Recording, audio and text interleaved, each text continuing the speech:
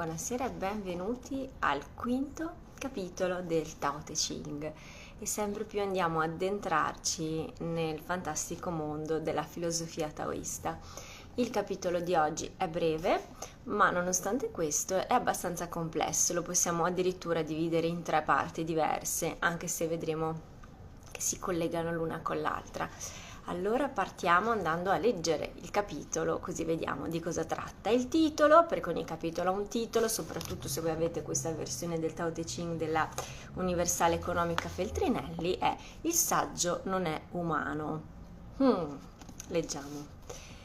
Il cielo e la terra non sono umani.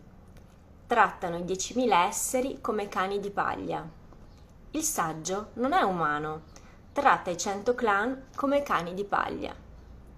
L'intervallo fra cielo e terra non è forse simile a un mantice? Vuoto eppure inesauribile, si muove e sempre più genera. Una quantità eccessiva di parole esaurisce. Meglio tenersi al centro. Quindi questa è la lettura, vedete, molto breve ma comunque molto intenso. Allora, di cosa tratta questo capitolo del Tao Te Ching? Partiamo dalla prima parte. Cielo e terra non sono umani e nemmeno il saggio è umano. Che cosa significa? Beh, cielo e terra per loro natura rappresentano ciò che viene generato, ciò che si genera, i movimenti del nostro cosmo, tutto ciò che ha a che fare con la creazione. E quindi non sono umani. Non sono umani in particolare perché non hanno una consapevolezza, ma sono superiori, non nel senso di sentirsi superiori, ma non avendo consapevolezza, non fanno differenze, non hanno preferenze, non subiscono l'attaccamento come gli umani. Pertanto andranno a trattare tutti i 10.000 esseri, per cui tutto il creato, come cani di paglia, che sembra una descrizione orribile, perché i cani di paglia venivano utilizzati tradizionalmente proprio per i riti, per cui venivano sacrificati, veniva loro dato fuoco.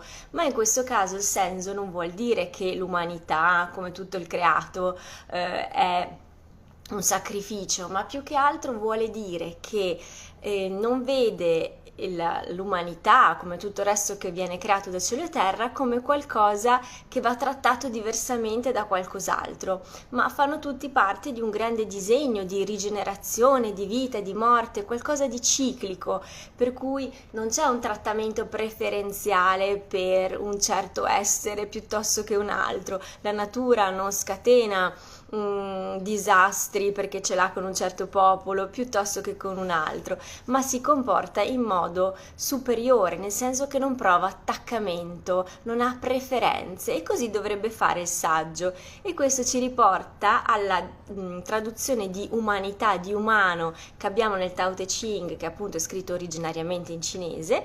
E questa traduzione della parola Ren va a disegnare anche, a creare l'immagine di un'umanità più costruita, di un'umanità in senso di costrutto sociale, quindi con le sue regole, con il suo bisogno di coesione, di cooperazione, di una morale. E il saggio non è umano. Perché? Perché al saggio non servono queste costruzioni che forse fanno più parte del mondo confuciano, ma si attiene più, come dice il taoismo, alla via della natura. Quindi per sua natura già sa come essere aperto, come essere al di sopra della morale, e tratta tutto. Ovviamente deve passare l'elicottero mentre io faccio la diretta. Vabbè, bello di questi momenti. Che bello abitare vicino all'ospedale. Bene, eccoci qui di nuovo. Adesso l'elicottero, scusate, si piazzerà un secondo. Comunque stavo dicendo, Lao Tse, a differenza di Confucio, vede l'uomo saggio come colui che riesce a trattare tutti senza preferenze, nello stesso modo, con una giustizia e un'imparzialità che va al di là delle regole che vengono create dall'essere umano, perché sono lo stesso modo di vivere, di muoversi e di presentarsi al mondo che ha la via, il Tao. Quindi possiamo tradurlo come una specie di via della natura, dove appunto non c'è distinzione.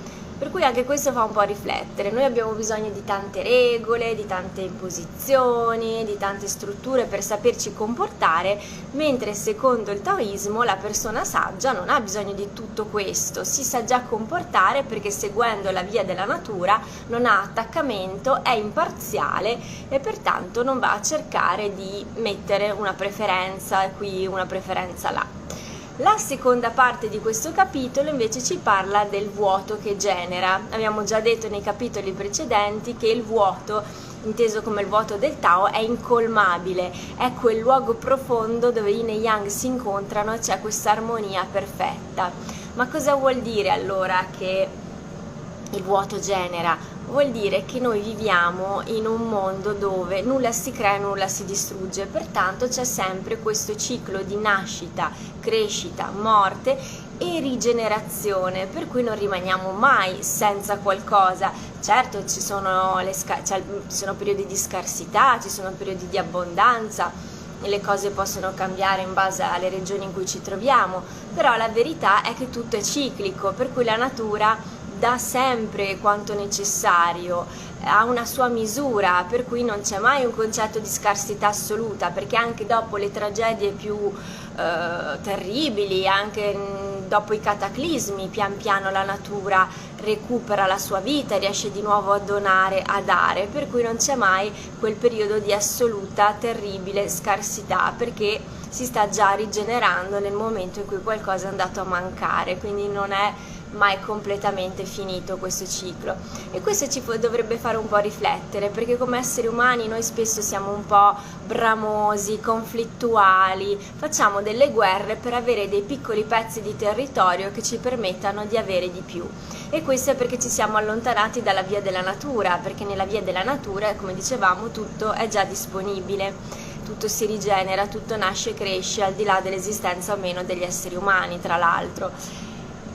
Ovviamente questo ci fa anche riflettere, se non sulle guerre, sui grandi temi, anche sul nostro comportamento quotidiano, perché se pensiamo alla fast fashion, per esempio, noi cerchiamo di accumulare delle cose a basso prezzo proprio perché temiamo la scarsità, perché dentro di noi resta ancora questo senso di scarsità che deriva proprio da questa visione umana lontana dalla natura, e più ci allontaniamo dalla natura più abbiamo bisogno di accumulare tante cose per sentirci completi, per sentirci pieni, per sentirci che non abbiamo dentro il vuoto, perché noi non siamo come il Tao e quindi per noi il vuoto è esauribile, non è inesauribile. Quindi anche questa riflessione sulla vita moderna, come sempre, ci può far riflettere. E l'ultima parte del nostro capitolo, e riparte l'elicottero ovviamente, mentre io dovrei dire abbiamo pazienza perché lasciamo scorrere le cose, quindi non ci arrabbiamo se passa l'elicottero mentre si fa una diretta in estate con le finestre aperte. Ciao elicottero, grazie per il tuo servizio. Allora, l'ultima parte dice attenersi al centro. A dire il vero c'è una frasetta prima che mi piace tantissimo, che dice che siamo...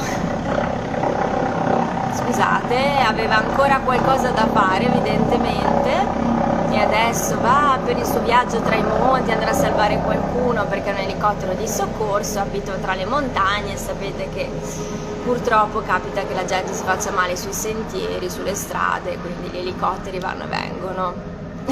Va bene, ho andato veramente. Allora, questo dicevo, capitolo parla anche dell'eccesso di parole. Perché? Sembra una cosa sbagliata, una cosa brutta, perché per parole non intendiamo solo un eccesso di parole parlate, ma anche un eccesso di giudizio. Noi spesso e volentieri giudichiamo troppo noi stessi, giudichiamo troppo gli altri, assorbiamo i giudizi degli altri e questo non fa altro che allontanarci dal nostro centro, mentre se noi ci attenessimo al centro, come dice il testo, troveremo la nostra essenza e nella nostra essenza nulla può farci davvero paura. Grazie alla nostra essenza noi abbiamo una visione di insieme, è come se fossimo proprio al centro di un campo e nella nostra posizione centrale non riuscissimo a vedere tutto. Per fare questo, per avere questa visione olistica, però bisogna anche fare un passo indietro, perché quando siamo coperti dalle nostre credenze, da tutto quello che pensiamo di sapere, perché io so più di te, io conosco la verità, chiaramente questa visione d'insieme non arriva mai. Ci mettiamo giudizio, ci mettiamo morale, quindi non siamo come l'uomo saggio di cui parlavamo prima, ma anzi siamo proprio alla mercé di tutto quello che ci succede intorno, non abbiamo più controllo. Quindi cosa vuol dire questo? Che a volte fare un passo indietro, avere uno sguardo più centrato e cercare di collegarci alla natura che è priva di giudizio, che non vuole avere preferenze, che pratica il non attaccamento, può aiutarci anche a capire meglio noi stessi.